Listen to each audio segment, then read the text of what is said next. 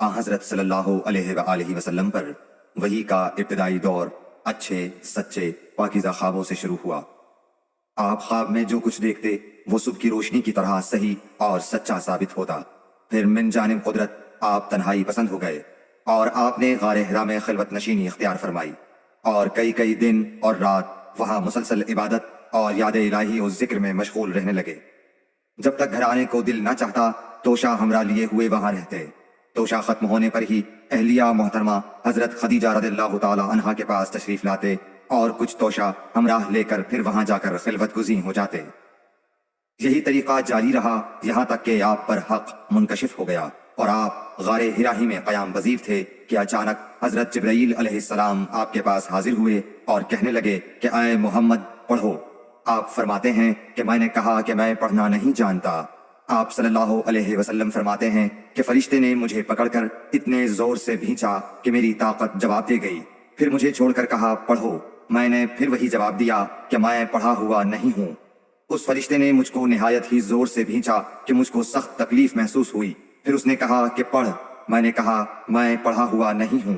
फरिश्ते ने तीसरी बार मुझको पकड़ा और तीसरी मर्तबा फिर मुझको भींचा। फिर मुझे छोड़ दिया और कहने लगा कि पढ़ो अपने रब के नाम की मदद से जिसने पैदा किया और इंसान को खून की फुटकी से बनाया। पढ़ो और आपका रब बहुत ही मेहरबानियां करने वाला है। बस यही आयतें आप हजरत जिब्रील अलैहिस्सलाम से सुनकर इस हाल में गारे हिरा से वापस हुए कि आपका दिल इस अनोखे वाक़ये से कांप रहा था। आप हजरत खदीजा के यहाँ तशरीफ लाए और फरमाया कि मुझे कंबल ओढ़ा दो, मुझे कंबल ओढ़ा दो। लोगों ने आपको कंबल ओढ़ा दिया। जब आपका डर जाता रहा तो आपने अपनी ज़ौजा मोहतरमा हजरत खदीजा रज़ियल्लाहु ताला अन्हा को तफसील के साथ ये वाक़या सुनाया और फरमाने लगे कि मुझको अब अपनी जान का खौफ हो गया है। आपकी अहलिया मोहतरमा हजरत खदीजा रज़ियल्लाहु ताला अन्हा ने आपकी ढारस बंधाई और कहा कि आपका ख्याल सही नहीं है। अल्लाह की कसम आपको अल्लाह कभी रुसवा नहीं करेगा। आप तो अखलाक फाजिला के मालिक हैं। आप तो कुंबा परवर हैं। बेकसों का बोझ अपने सर पर रखते हैं। मुफलिसों के लिए आप कमाते हैं। मेहमान नवाजी में आप बेमिसाल हैं और मुश्किल वक्त में आप अमर हक का साथ देते हैं। ऐसे औसाफे हसना वाला इंसान यूं बेवक्त जिल्लत व खारी की मौत नहीं पा सकता। फिर मजीद तसल्ली के लिए हजरत खदीजा रज़ियल्लाहु ताला अन्हा आपको वरक़ा बिन नौफल के पास ले गईं, जो इनके चचाजाद भाई थे और ज़माने जाहिलियत में नसरानी मजहब इख्तियार कर चुके थे और इब्रानी जुबान के कातिब थे। चुनाचा इंजील को भी हस्ब मंशाए खुदाबंदी इब्रानी जुबान में लिखा करते थे।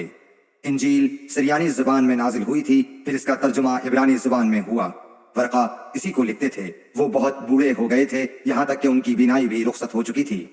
हजरत खदीजा रज़ियल्लाहु ताला अन्हा ने उनके सामने आपके हालात बयान किए और कहा कि अय चचाजाद भाई, अपने भतीजे मोहम्मद सल्लल्लाहु अलैहि वसल्लम की जुबानी जरा इनकी कैफियत सुन लीजिए। वो बोले कि भतीजे, आपने जो कुछ देखा है उसकी तफसील सुनाओ।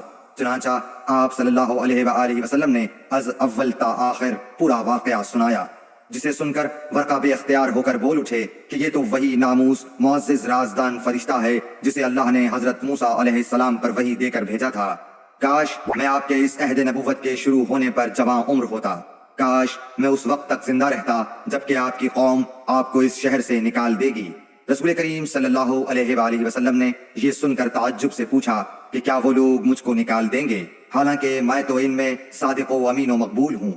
वरक़ा बोला, हाँ ये सब कुछ सच है, मगर जो शख्स भी आपकी तरह अमर हक लेकर आया लोग उसके दुश्मन ही हो गए हैं।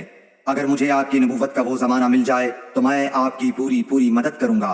मगर वरक़ा कुछ दिनों के बाद इंतकाल कर गए। फिर कुछ अरसे तक वही की आमद मौकूफ रही।